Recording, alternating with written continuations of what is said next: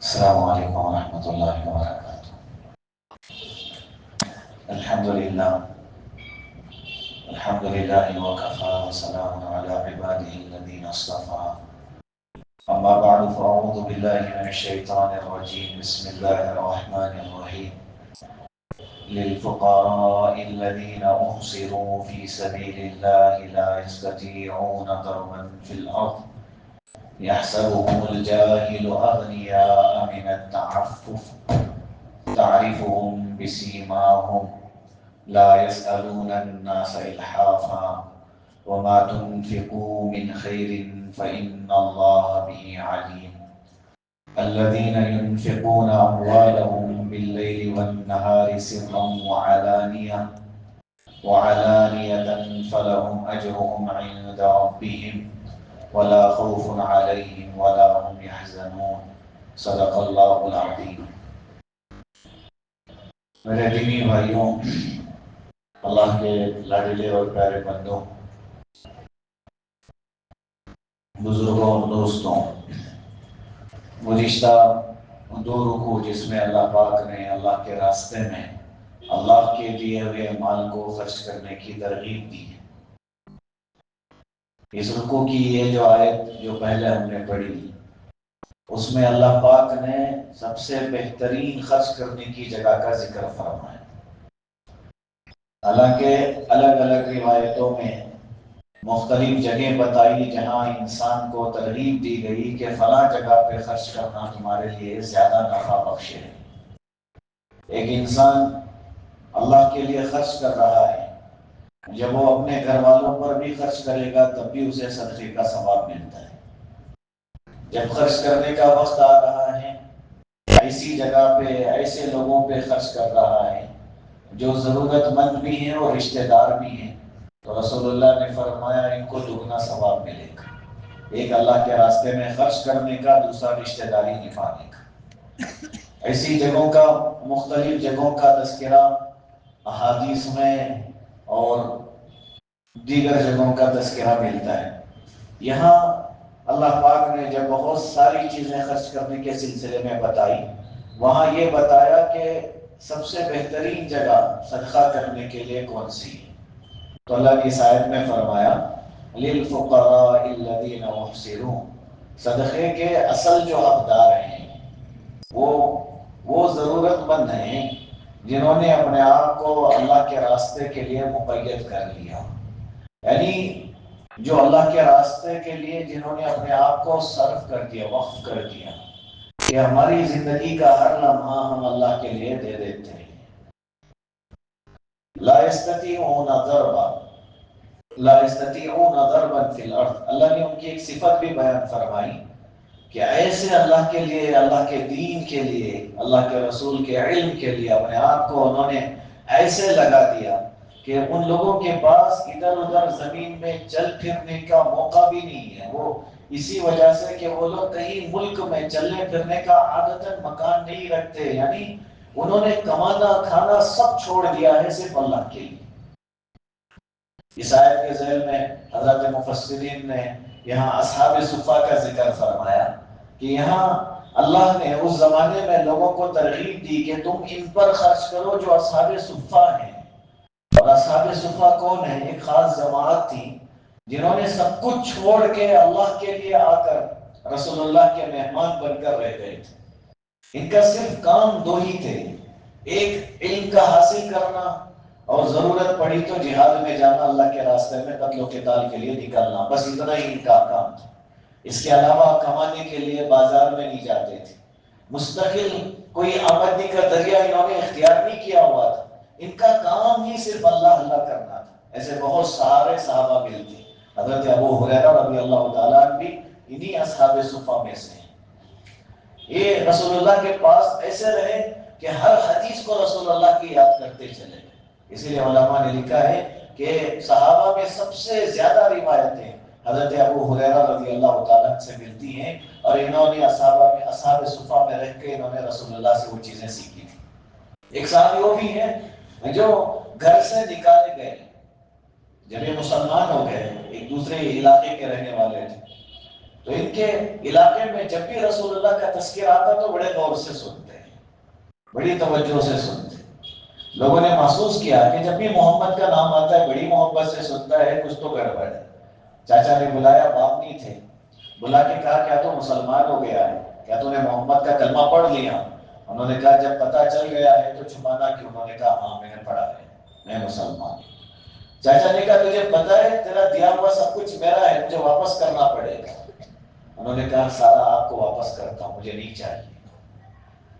تو اس نے کہا یہ جو کپڑے تو نے پہنے ہیں نا یہ بھی میرے اپنے دیے ہوئے ہیں، وہ بھی اتار لیے۔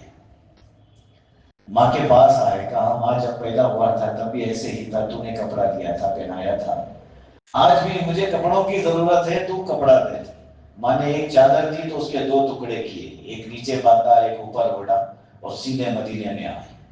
کوئی پہچانتا نہیں تھا جب یہ مدینے میں آئے تھے، عبداللہ ان کا نام تھا، دو چادروں والوں کے نام سے مشہور ہو گئے۔ جب یہ آئے رسول اللہ صلی اللہ علیہ وسلم نے ان کو دیکھا تو صحابہ کے درمیان سے اٹھ کے ایسے گئے جس سے کوئی قریبی آیا ہے، اور رسول اللہ نے ان کو اپنے سینے سے لگایا۔ کہتے ہیں مجھے اتنی خوشی ہو گئی، میں تو یہ سوچ رہا تھا کہ مجھے کوئی نہیں پہچانتا، مجھے تو رسول اللہ پہچانتے تھے۔ جب آئے تو انہوں نے اصحاب صفہ میں اپنا ٹھکانہ بنایا، اسی جگہ پہ رہتے تھے۔ اللہ نے اللہ کے ذکر کو آہستہ کرنے کی جب آیتیں اتاری، حکم دیا، لیکن یہ وہ صحابی تھے جو زور زور سے اللہ کا ذکر کرتے۔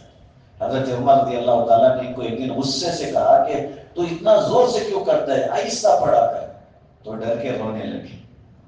رسول اللہ آئے تو کنارے پہ بیٹھے ہوئے تھے، نبی نے بلایا، کہا ہوا کیا؟ تو اللہ کے رسول کو دیکھتے ایک دم سے رونے لگے اور کہا رسول اللہ غلطی میری ہی تھی، اس لیے عمر نے غصہ کیا ہے، عمر کا کوئی قصور نہیں ہے۔ اللہ کے رسول صلی اللہ علیہ وسلم نے بلایا اور کہا آئندہ سے اسے کوئی کچھ نہ کہے کیونکہ یہ میرا ہے۔ گھر بار سب چھوڑ کے آئے تھے اور اصحاب صفہ میں تھے۔ اللہ کے رسول نے فرمایا یہ کس لیے پڑھتا ہے اللہ جانتا ہے، اس کے اخلاص کا اللہ کو پتہ ہے، اسے اپنی حالت میں رہنے دو۔ علماء نے لکھا ہے ایک وقت آیا جب جہاد میں جاتے ہوئے راستے میں ان کا انتقال ہو گیا، جہاد میں ابھی پہنچے بھی نہیں تھے، درمیان میں بیمار ہوئے اور ان کا انتقال ہو گیا۔ ان کا کوئی اپنا نہیں تھا جو ان کو قبر میں اتر کے اتارے، کیونکہ اپنے اترتے ہیں نا۔ تو حضرت ابو بکر اور حضرت عمر رضی اللہ عنہما نے ارادہ کیا کہ ہم جائیں گے، لیکن جب وہ قبر کے قریب پہنچے تو انہوں نے دیکھا کہ رسول اللہ صلی اللہ علیہ وسلم خود قبر میں اترے ہوئے تھے، اور نبی نے ہاتھوں کو آگے کر کے کہا کہ اسے میرے حوالے کرو، مجھے دو۔ اللہ کے رسول نے ان کو قبر میں اتارا۔ جب مٹی ڈال کے فارغ ہوئے تو رسول اللہ نے جو دعا مانگی وہ یہ تھی کہ اللہ یہ میرا ہے۔ اللہ سے کہا کہ اللہ یہ میرا ہے اور میری خواہش ہے کہ تو بھی اس سے راضی ہو جا، کل قیامت کے دن جب یہ تیرے پاس آئے نا یہ تجھے دیکھ کے مسکرائے اور تو اسے دیکھ کے مسکرائے۔ رسول اللہ کی یہ دعائیں تھی۔ اور پاس میں جو کھڑے ہوئے صحابہ تھے نا انہوں نے بڑے حسرت سے کہا کہ کاش آج جنازہ ہمارا ہوتا تو کتنا اچھا ہوتا۔ حالانکہ کوئی نہیں تھا ان کا جب یہ آئے تھے، کسی صحبت میں یہ رسول اللہ صلی اللہ علیہ وسلم کی، یہ اصحاب صفہ میں یہ اسی جگہ پہ رہتے تھے۔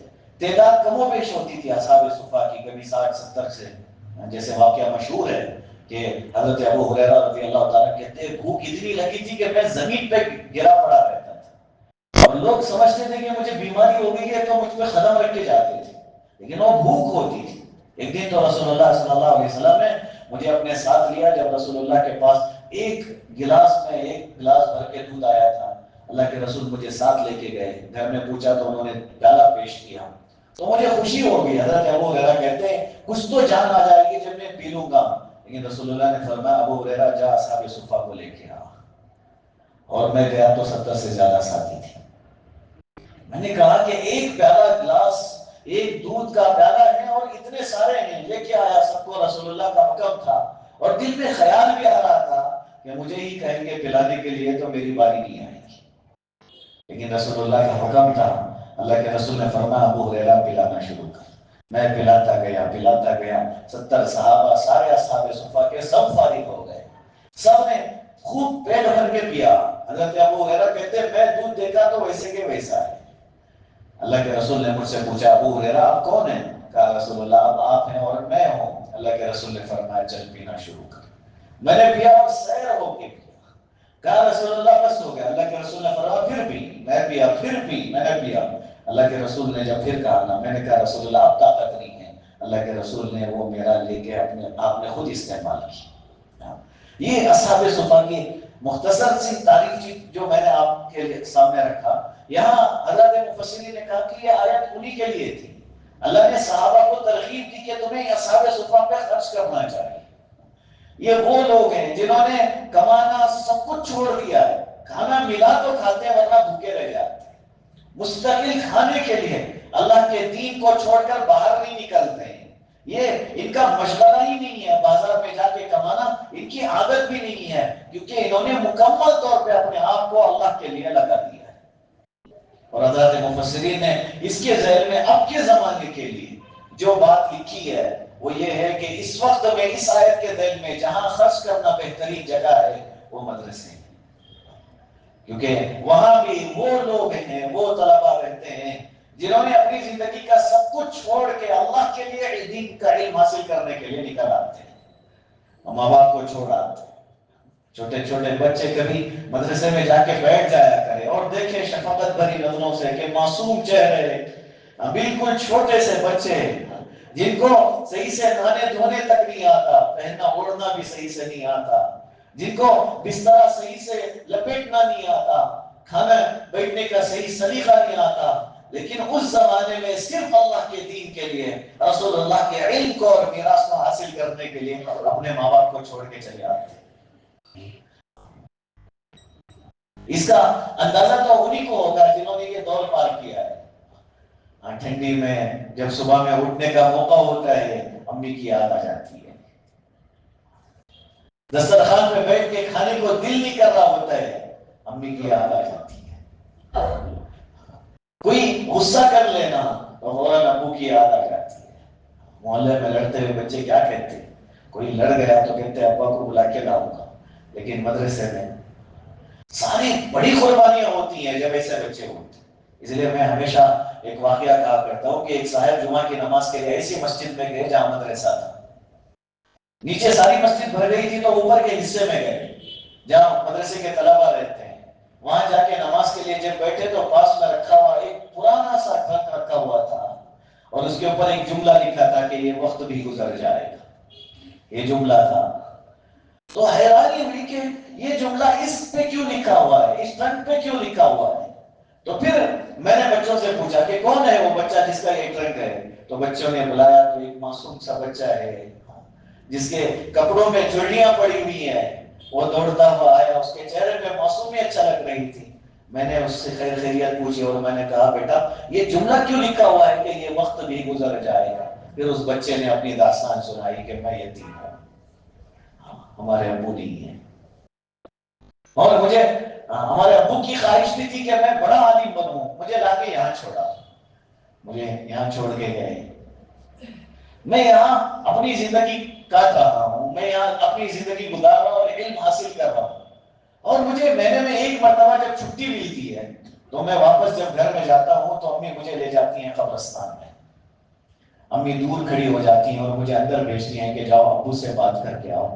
میں ابو سے بات کرنے کے لیے قبر کے پاس جا کے بیٹھ جاتا ہوں، وہ سارا سبق سناتا ہوں جو میں مدرسے میں ایک مہینے میں پڑھا ہوتا ہوں۔ کہا ابو آج میں نے اس مہینے میں نے یہ سیکھا ہے، یہ سارا کچھ سارا میں بیٹھ کے اپنے ابو کی خبر میں سناتا ہوں، اور جو بھی تکلیفیں مجھ پہ گزر جاتی ہیں سارا سناتا ہوں۔ ابو فلاں سبق تو بڑا مشکل سے یاد ہوا تھا، استاد نے مارا بھی، غصہ بھی کیا، کبھی کھانا بھی بند ہو گیا تھا، بڑی محنت سے میں نے یاد کیا ہے، سارا کچھ سناتا ہوں۔ اور وہاں سے جب کوئی جواب نہیں آتا نا تو درد ہو جاتا ہے، اور روتا ہوا باہر آ کے ماں کے قدموں سے لپٹ جاتا ہوں اور رونے لگتا ہوں۔ ایک تو ماں کی طرف کی ماں کے وہ حالات جو اکیلے برداشت کرتی آ رہی ہے، اور دوسری طرف میرے اپنی یہ حالات، جب میں روتا ہوں ماں کے سامنے تو ماں یہ کہتی ہے بیٹا صبر کر لے، یہ وقت بھی گزر جائے گا۔ اور یہ اتنا دلاسا والا جملہ ہوتا ہے کہ بیٹا یہ زمانہ تو قربانی والا یہ گزر جائے گا، آگے جا کے بڑا مقام ملے گا۔ پھر میں نے اپنی ان یادوں کو، اپنی ان یادوں میں ہونے والے درد پر دلاسا دینے کے لیے میں نے اس جملے کو اپنے اس صندوق پہ لکھا لیا ہے، اور جب بھی درد ہوتا ہے نا پھر میں دیکھتا ہوں اور دل کو دلاسا دیتے ہوئے کہ تو نہیں، یہ وقت بھی گزر جائے گا۔ میرے بھائیوں، بڑی قربانی والا زمانہ ہوتا ہے۔ حضرات مفسرین نے چونکہ اس آیت کے ذیل میں یہ بات لکھی ہوئی ہے کہ یہاں اس وقت میں مدارس کے وہ طلبا جو بڑی قربانی سے اپنی اس جوانی کے عین موقع پر، جب سارے نوجوان کسی ہنر کے سیکھنے میں یا کوئی کاروبار کے طریقے سیکھنے میں یا پھر اپنے دوستوں کے ساتھ عیش و آرام میں مزے کرنے میں کاٹ دیتے ہیں، اس وقت کی عین جوانی کو صرف اللہ کے دین کے لیے لگانے والا یہ مجمع ہوتا ہے جو علم حاصل کرنے کے لیے نکل پڑتا ہے۔ اور کتنے سارے ایسے ہوتے ہیں جنہوں نے اپنوں کے جنازے بھی چھوڑے ہوتے ہیں۔ ایسی زندگی کے بے شمار واقعات ہیں ہمارے سامنے جن کو اپنے باپ کے جنازے کی نماز نہیں ملی ہے، جن کو اپنے باپ کے جنازے کی نماز پڑھنے اور پڑھانے کا دونوں کا موقع نہیں ملا، جاتے پہنچتے اتنی دیر ہو گئی کہ لوگ قبرستان سے دفن کر کے واپس آ رہے ہیں۔ لیکن یہ قربانی کیوں دی تھی؟ ہمارے اپنے ساتھیوں میں ہی ایسے ساتھی ہیں جن کو اپنے ماموں کے جنازہ نہیں مل سکا، وہ نہیں آ سکے، اپنے ماموں کے جنازے میں شرکت نہیں کر سکے۔ وہ ایک ساتھی ایسے بھی ہیں جن کے والد کے انتقال کی خبر سنی انہوں نے، لیکن انہوں نے کہا کہ نہیں، میں رہ کے پڑھ لوں گا، اتنی دور سے میں سفر نہیں کر سکتا۔ میرے بھائیوں، جب واپس آئے یہ پڑھ کے، جب انہوں نے اپنے گھر پہ قدم رکھا تو مکمل عالموں کے آنے کی خوشی تھی یا باپ سے کبھی ملاقات نہیں ہوگی اس بات کا ڈر تھا، ہم محسوس کر سکتے ہیں۔ یہ بڑا قیمتی مجمع ہوتا ہے۔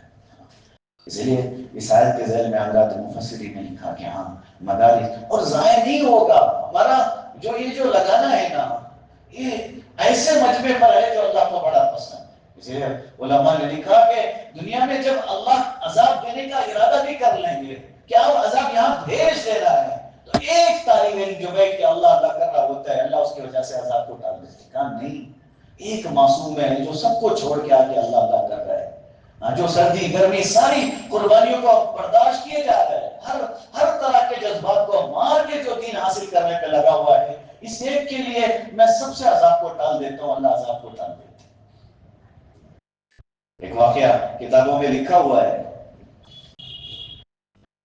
کہ دمشق میں ایک قبر کھودنے والا انسان قبرستان میں بیٹھا ہوا تھا کہ ایک عورت آئی اور اس نے آ کے تھوڑے سے پیسے دیے اور کہا کہ بیٹا قبر کھود دیں، قبر تیار کرو، کیونکہ وہ قبر کھودنے والے تھے۔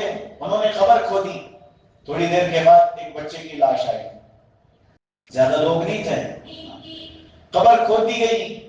اب اس میں جنازے کی نماز پڑھ کے اس بچے کو قبر میں اتارنے کے لیے خود وہ قبر کھودنے والے انسان نیچے اترے، انہوں نے اس بچے کو لیا، قبر میں رکھا، لیکن جب باہر نکلے تو انہوں نے عجیب منظر دیکھا کہ ساری قبر نور سے بھر گئی ہے، روشنی ہی روشنی ہے، اور گھوڑے پہ بیٹھ کے فرشتے آئے ہیں اور اس بچے کی لاش کو لے کے جا رہے ہیں۔ یہ صرف اس قبر کھودنے والے کے علاوہ کسی کو نظر نہیں آ رہا ہے، یہ بے ہوش ہو کے گر گئے، لوگوں نے قبر بند کر دی اور چلے گئے۔ تھوڑے دن اور گزرے، پھر وہ عورت آئی اور آگے کہنے لگی بیٹا قبر کھود دو، ایک لاش آ رہی ہے۔ یہ وہی عورت ہے، اس نے پہچانا، لیکن قبر کھودی، تیار کیا، پھر ایک بچے کی لاش آئی، ایک نوجوان کی۔ اسے جب اس نے قبر میں اتارا تو پھر وہی منظر دیکھا کہ اس میں دوبارہ وہ پوری قبر روشن ہی روشن ہو گئی ہے اور فرشتے آ رہے ہیں۔ اس وقت وہ بے ہوش نہیں ہوا، بلکہ قبر میں تدفین سے فارغ ہو کے اس عورت میں جو دور سے کھڑے ہو کے قبرستان میں دفن ہونے والے نوجوان کو دیکھ رہی تھی، اس کے پیچھے جانے لگا، ایک جگہ پہ جا کے کھڑا کر کے پوچھنے لگا اماں ماجرا کیا ہے؟ تھوڑے دن میں آ کے کہتی ہو کہ میرا یہ خبر کھود دو اور میں خبر تیار کرتا ہوں، وہاں دفن کر کے جاتی ہے، تجھے نہیں پتا، لیکن میں دیکھ رہا ہوں کہ پوری خبر روشن ہو جاتی ہے اور فرشتے لینے کے لیے آ جاتے ہیں، یہ ماجرا کیا ہے؟ یہ میرے کچھ سمجھ میں نہیں آتا۔ تب انہوں نے سنایا کہ بیٹا یہ دو جو جنازے تو نے دفن کیے نا، یہ دونوں میرے بیٹے ہیں۔ پہلا جو ہے نا وہ حافظ قرآن ہے، اس نے علم حاصل کرنے کا راستہ چنا، وہ اسی راستے میں تھا، اس کا انتقال ہو گیا اور اس کا مقام کیا ہے وہ تو نے دیکھا۔ اور دوسرا جو یہ بچہ ہے نا، یہ وہ ہے جو یہ بڑی کا کام کرتا تھا، کارپینٹر جسے آج ہم کہتے ہیں۔ یہ اس عمر میں محنت اس لیے کرتا تھا کیونکہ اپنے بھائی کو پڑھا سکے، اس نے ساری محنت اس لیے کی ہے یہ اپنے اس جوانی کو محنت پہ کیوں لگایا تھا؟ کیونکہ میرا بھائی پڑھ سکے، اور اپنی محنت اپنے بھائی پہ لگاتا تھا، تو نے اس کا بھی مقام دیکھ لیا۔ جو حافظ قرآن بن رہا ہے اللہ اس کی قبر کو بھی نور سے منور کر رہے ہیں، اور جو حافظ قرآن بننے کے لیے، عالم دین بننے کے لیے جو مال لگا رہا ہے اللہ تعالیٰ اس کی بھی قبر کو نور سے منور کر رہے ہیں۔ جو خبر کھولنے والے انسان تھے ان کی عمر لکھی ہے کہ وہ 45 سال کے تھے۔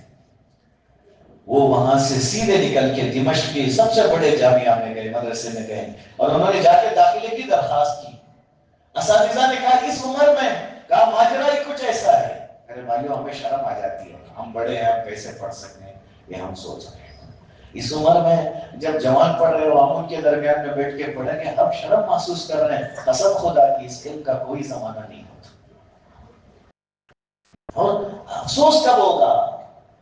جب ہم شرم کی وجہ سے اگر رک گئے نا، آخرت میں جب پتا چلے گا کہ ہمارا رکنا بڑا خسارے والا تھا تو کتنا افسوس ہوگا، ہم اندازہ ہی نہیں کر پائیں گے۔ 45 سال کی عمر میں وہ انسان گئے جو خبر کھودنے کی نوکری میں گئے، انہوں نے جا کے کہا ماجرا میں نے سارا دیکھ لیا ہے، اللہ کی نظروں میں مقام ہے تو صرف حافظ قرآن کا مجھے بننا ہے، مجھے عالم بننا ہے۔ جم گئے، اساتذہ نے لے لیا، گرامر سے شروع کیا، وقت کے محدث بنے، بڑے بڑے عالم بنے، بلکہ دمشق کے بڑے علماء میں ان کا شمار ہوا، بلکہ ان کا نام تک علماء نے لکھا ہے، شیخ عبد الرحمن حفار ان کا نام لکھا ہے، بڑے عالم بنے۔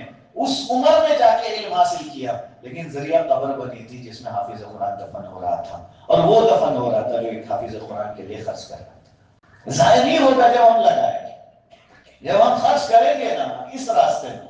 اس لیے وہ لوگ جو سب کچھ چھوڑ کے زمین پر چلنا پھرنا، وہ کھانا پینا، سارے عیش و آرام چھوڑ کے جو صرف اللہ کے دین کے لیے، اللہ کے راستے کے لیے لگ جاتے ہیں، وہ سب سے زیادہ مستحق ہیں۔ اللہ نے فرمایا لیکن لوگ کیا سمجھتے ہیں؟ اللہ نے آگے کہا یحسبهم الجاہل اغنیاء من التعفف، ان کو دیکھنے والے جو ناواقف لوگ ہوتے ہیں نا، وہ سمجھتے ہیں کہ ان کے سوال سے بچنے کی وجہ سے وہ سمجھتے ہیں یہ تو مالدار ہیں، ان کو دور سے دیکھ کے لگتا ہے کہ یہ بڑے مالدار ہیں، کیونکہ وہ سوال سے پاک ہیں، وہ لوگوں کے سامنے ہاتھ نہیں پھیلا رہے ہیں، وہ لوگوں سے سوال کرتے نہیں پھر رہے ہیں، ان کی ضرورت کو لوگوں کے سامنے نہیں رکھ رہے ہیں۔ یہ ایسے لوگ ہیں جنہوں نے اللہ کے لیے اپنی زندگی قربان کی ہوئی ہے، لیکن کبھی لوگوں کے سامنے جا کے سوال نہیں کرتی، یہ ایسے لوگ ہیں۔ اللہ نے فرمایا جو ان سے واقف نہیں ہے نا، وہ یہ سمجھتے ہیں کہ یہ مالدار ہیں، ان کو پہچاننے کا جو طریقہ ہے، اللہ کہتے ہیں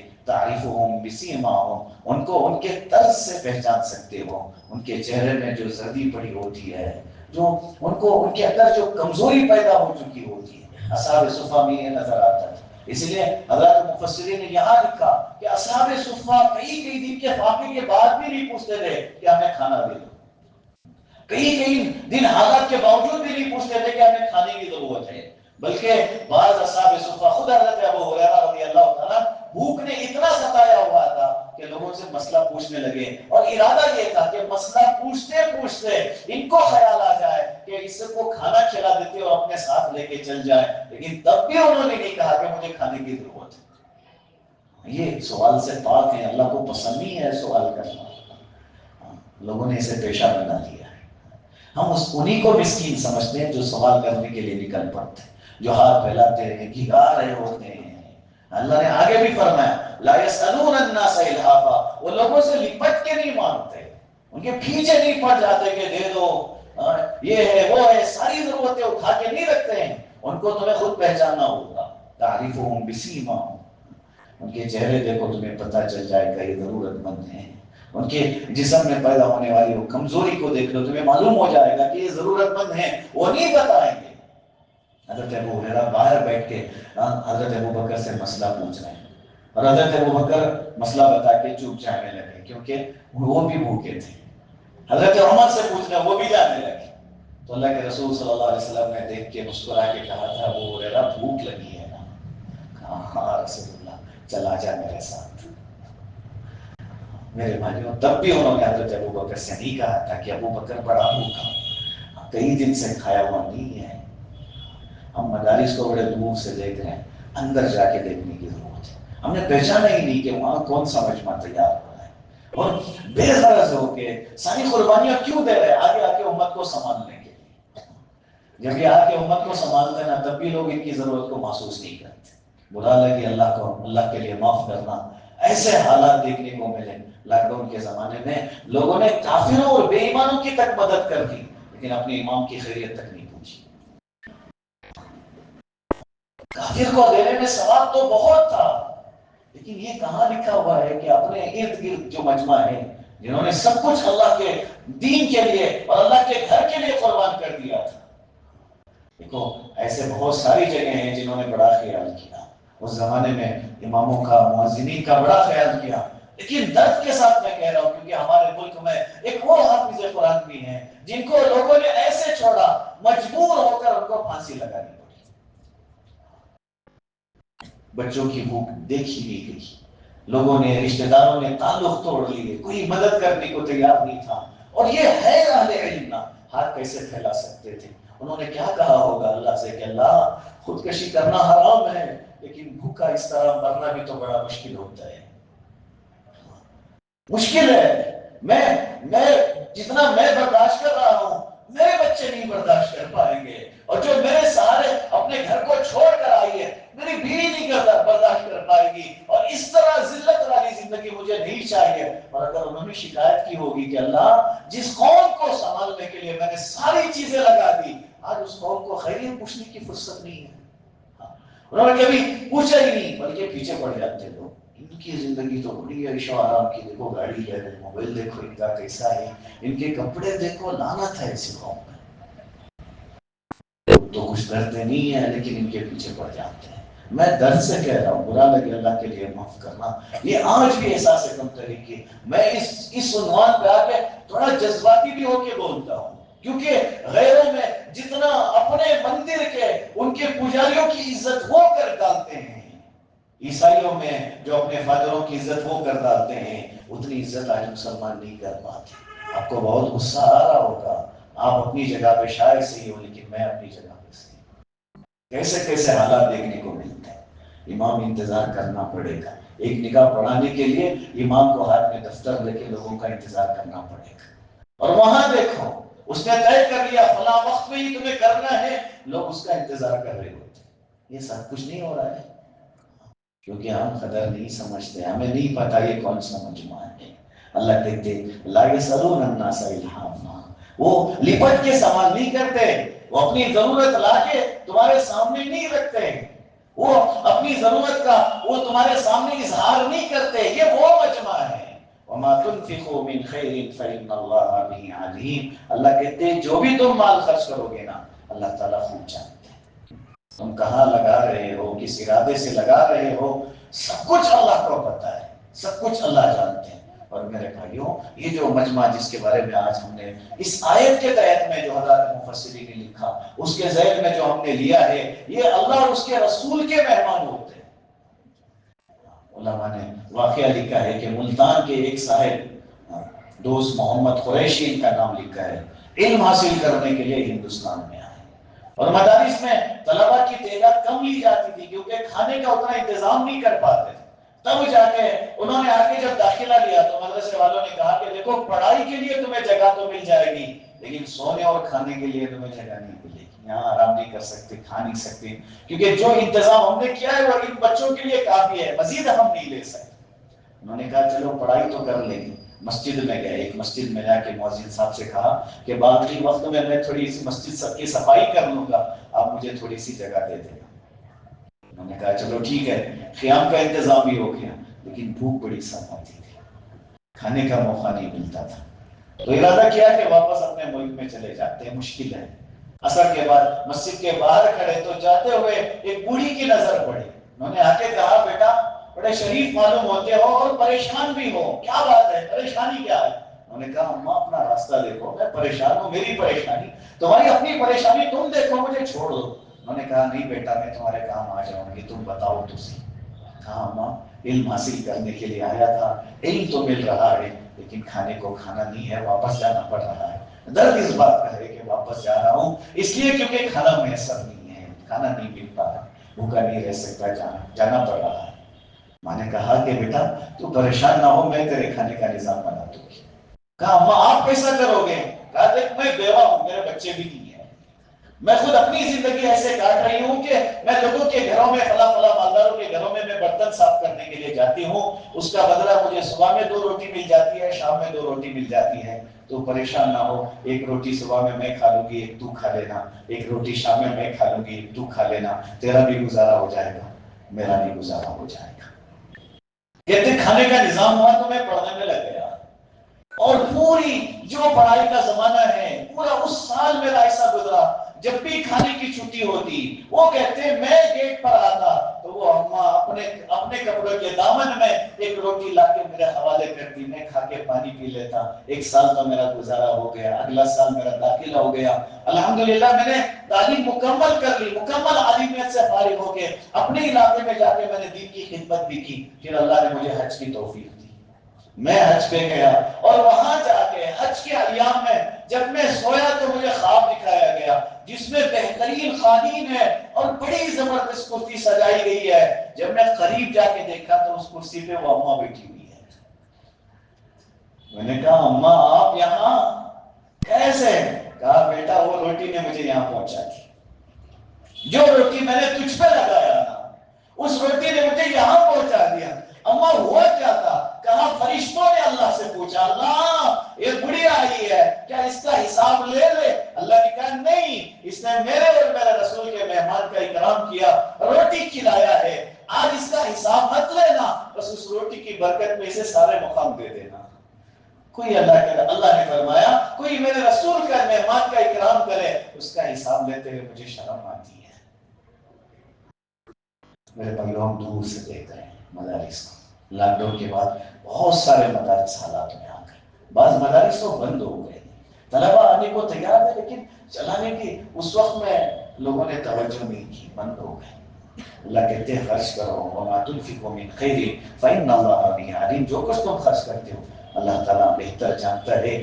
آگے کی رکوع کی یہ آیت ہے جس میں اللہ نے فرمایا الذین ينفقون اموالهم، جو لوگ خرچ کرتے ہیں اپنے مالوں کو باللیل والنہار، رات اور دن میں، کبھی رات میں کبھی دن میں، وقت کو متعین نہیں کیا کہ مجھے فلاں ہی دن دینا ہے، فلاں ہی وقت میں دینا ہے، جب ضرورت مند آیا رات میں آیا اس کی ضرورت پوری کر دی، دن میں آیا اس کی ضرورت پوری کر دی۔ اور دینے کا طریقہ بھی کیا تھا؟ سرًا وعلانیہ، کبھی چھپ کے دے دیا، کبھی ظاہر کر کے دے دیا، کیسے ضرورت پڑی اس وقت میں وہ عمل کرتے چلے گئے۔ کبھی ایسے دیا کہ سب دیکھ رہے اور سب کا ارادہ ہو گیا کہ جب یہ دے رہا ہے ہم بھی خرچ کریں گے، سب کا ارادہ بڑھنے لگا۔ کبھی ایسا بھی ہوا کہ جسے دے رہے اسے بھی نہیں پتا چلا کہ کس نے دیا تھا، جا کے ایسے دیا اس کے ہاتھ میں یا ایسے پہنچایا اس کے گھر میں کہ اسے خود معلوم نہیں ہو سکا کہ کس نے پہنچایا ہے۔ کوئی اللہ کا ولی ہے جس نے لا کے دے دیا ہے؟ اللہ نے فرمایا وہ چھپ کے بھی دیتے ہیں، وہ لوگوں کے سامنے ظاہری طور پر بھی دیتے ہیں، لیکن اجر تو اللہ کے پاس ملے گا۔ فَلَهُمْ أَجْرُهُمْ عِنْدَ رَبِّهِمْ، اللہ نے فرمایا ان کو بہت بڑا اجر ملے گا ان کے رب کے پاس۔ میرے بھائیوں یقین ماننا، دنیا میں آج لوگ پیسوں کی وجہ سے بڑے دھوکے کھائے، فلاں جگہ لگایا وہ بھاگ گئے، فلاں جگہ وہ کاروبار کے لیے لیا اس نے دھوکہ دے دیا۔ یہ وہ جگہ ہے جہاں دھوکے کا سوال ہی پیدا نہیں ہوتا، اور ایسی جگہ ہے جتنا دو گے اس سے کئی گنا زیادہ بڑھ کے ملے گا، کیونکہ جو دینے والا ہے نا وہ میرا اور آپ کا رب ہے۔ اللہ کہتے ہیں فَلَهُمْ أَجْرُهُمْ عِنْدَ رَبِّهِمْ، ان کو جو اجر ملنے والا ہے، ان کا جو اجر ہے ان کے رب کے پاس ہے۔ اور جو مسئلہ ہے انسان دیتے ہوئے ڈرتا بھی ہے، وَلَا خَوْفٌ عَلَيْهِمْ، اللہ کہتے ہیں ان کو کوئی خوف کرنے کی ضرورت نہیں ہے، ان کو کوئی خطرہ نہیں ہے، دے دیں گے تو کیا ہو جائے گا اس بات پر کوئی خطرہ نہیں ہے۔ وَلَا هُمْ يَحْزَنُونَ، اور وہ غمگین بھی نہیں ہوں گے۔ ایسا عمل جو کر رہے ہیں جو خرچ کرنے والے کا، آگے جو ان کی زندگی آخرت کی شروع ہوگی ان کو اپنی گزری ہوئی زندگی پر غم بھی نہیں ہوگا، لیکن جنہوں نے مال لگایا ہوا نہیں ہوگا نا وہ مرتے ہوئے غم کرتے ہوئے جائیں گے کہ اتنا کمایا تھا لیکن اپنے لیے کچھ بھی نہیں لگایا تھا، سب چھوڑ کے جانا ہوں، ان کو بڑا غم ہوگا، لیکن جو اللہ کے لیے لگا کے جاتے ہیں ان کو کوئی غم نہیں ہوگا۔ اس لیے میرے بھائیوں اللہ تعالیٰ کی یہ سارے وعدے، اتنی ساری ترغیب، وہی تو وجہ ہوگی اللہ ہمارا نفع چاہتے ہیں۔ اللہ یہ نہیں چاہتے کہ ہم خرچ کر کے غریب ہو جائے، فقیر ہو جائے۔ اللہ کہتے ہیں ایسا ہوگا ہی نہیں کہ تم میرے راستے میں خرچ کرو اور تمہیں کھانے کے لالچ پڑ جائے گی، میں دوں گا تمہیں، یہاں بھی ملے گا آخرت میں بھی ملے گا، اور ایسا اجر ملے گا جو تم نے سوچا بھی نہیں ہوگا۔ اسی لیے خرچ کرنے کی ترغیب بتائی، اور خرچ کرتے ہوئے یہ بھی بتا دیا کہ احسان مت جتلانا، اور کیسے خرچ کرنا ہے، کس میں سے خرچ کرنا ہے، وہ بھی اللہ نے بتا دیا۔ پھر آگے جا کے کہاں خرچ کرنا ہے ان آیتوں میں اللہ نے وہ بھی بتا دیا۔ اور جیسے بھی خرچ کرو لیکن ہے اللہ کے لیے تو اللہ نے فرمایا اس کا بہت بڑا اجر ملے گا، اور کوئی ڈرنے کی اور غم کرنے کی ضرورت نہیں ہے۔ اس لیے کوئی جملہ سخت بھی نکل گیا ہو اللہ کے لیے معاف کرنا، کیونکہ یہ درد سے تھا، یہ درد سے تھا۔ ہمیں ان کے قریب جانے کا وقت ہے۔ آج ہم خود اپنے نوجوان بھائیوں کو یہ ترغیب دینا چاہتے ہیں کہ آپ علماء سے قریب ہوں، اس لیے نہیں کہ ہمیں ان پر خرچ کرنا ہے، بلکہ اس لیے کیونکہ ہمیں پتہ تو چلے کہ ہم زندگی جو گزارے وہ صحیح ہے کہ نہیں ہے، ہمارا طریقہ زندگی کا صحیح ہے کہ نہیں ہے۔ اس لیے ہمیں علماء سے، مسجدوں کے خادموں سے، ائمہ سے یہ بڑی عزت اور قدر کرنے کی ضرورت ہے۔ اور کبھی بھی یہ نہ سوچے کہ ہم ان پہ احسان کرنے، نہیں۔ کوئی بندہ سامنے کھڑے ہو کے کہتے اللہ جتنی نماز میری نماز کی میں ذمہ داری اٹھا رہا ہوں، یہ پیچھے جو کھڑے ہیں نا ان کی ذمہ داری بھی میں بھی اٹھا رہا ہوں، یہ کتنی بڑی ذمہ داری والی چیز ہوتی ہے۔ ہماری نمازوں کی ذمہ داری کوئی اپنے اوپر ڈال رہا ہو، اتنی بڑی ذمہ داری ہے۔ اور قوم کے درد کو لا کے ان کے سامنے بیٹھ کے درد سے کہہ رہا ہم یہ غلط کر رہے ہیں، کون ہے جو آج یہ کام کرتا ہے؟ یہ علماء کا مجمع ہے جو اللہ کے دین کے لیے نکل پڑتے ہیں۔ اللہ سے دعا ہے اللہ تعالیٰ ہمیں ان کی قدر کرنے کی توفیق نصیب فرمائے۔ الحمدللہ رب العالمین، اللهم صل على سيدنا شفيعنا حبيبنا مولانا محمد وبارك وسلم، اللهم لا سهل الا ما جعلته سهلا وانت تجعل الحزن سهلا اذا شئت۔ اللہ ہمیں معاف فرما، ہمارے گناہوں کو معاف فرما، ہمارے خطاؤں سے درگزر فرما، اللہ ہمارے ظاہر اور باطن کو درست فرما، تقوی والی زندگی نصیب فرما، تجھے راضی کرنے والی زندگی نصیب فرما، تجھے ناراض کرنے والی زندگی سے اللہ ہماری اور پوری امت کی حفاظت فرما۔ اللہ علماء ائمہ کی قدر نصیب فرما۔ اللہ علماء کا ایک مجمع وہ بھی ہے یہ اللہ جنہوں نے بچپن سے بڑی قربانیاں دی ہوئی ہوتی ہے، اللہ اپنی جوانی کو تیرے راستے میں لگا چکے ہوتے ہیں، اللہ پھر قوم کی خدمت کے لیے نکل پڑتے ہیں، عجیب تانوں کو سننا پڑتا ہے۔ اللہ بہت سارے علماء تو آج دین کی خاطر سلاخوں کے پیچھے اپنی زندگیاں کاٹ رہے ہیں۔ اللہ علماء کی حفاظت فرما، ائمہ کی حفاظت فرما، اللہ امت کے ہر فرد کی حفاظت فرما، مسلمان نوجوان بھائیوں کی بہنوں کی حفاظت فرما، اللہ ہر ایک کے ایمان کے اعمال کی حفاظت فرما۔ اللہ امت کا بہت بڑا مجمع بیمار ہے، اللہ سب کو صحت نصیب فرما۔ جو قرض میں ڈوبے ہوئے ہیں قرض کی ادائیگی کی شکل صورت پیدا فرما، جو قیدوں میں بند ہیں رہائی کے فیصلے فرما، جتنے بے نکاح ہیں نکاحوں کے نظم فرما، جتنے بے اولاد ہیں نیک سال اولاد نصیب فرما، جو صاحب اولاد ہیں اپنے بچوں کی صحیح تربیت کرنے کی توفیق نصیب فرما۔ اللہ امت کے تمام مرحومین کی مغفرت فرما، اللہ صحیح طرح سے کما کے صحیح جگہ پہ لگانے کی توفیق نصیب فرما، آپ کی رضامندی کی جگہوں میں لگانے کی توفیق نصیب فرما، اللہ اخلاص کے ساتھ لگانے کی توفیق نصیب فرما، ریاکاری سے احسان جتلانے سے ہماری حفاظت فرما۔ اللہ امت کے ہر ضرورت مند کی ضرورت کو اپنے خزانے غیب سے پوری فرما، خصوصاً اس مجمع کو، ان بھائیوں کو، ان نوجوانوں کو، ان بچوں کو، اے اللہ ان بزرگوں کو قبول فرما۔ اللہ ہماری دنیاوی اخروی ضرورتوں کو اپنے خزانے غیب سے پوری فرما، ہمیں اخلاص نصیب فرما، عمل والی زندگی نصیب فرما، ہماری دعاؤں کو اپنے فضل سے قبول فرما۔ جزا اللہ عنا محمد صلی اللہ علیہ وسلم۔ سبحان ربک رب العزة عما یصفون وسلام علی المرسلین والحمد للہ۔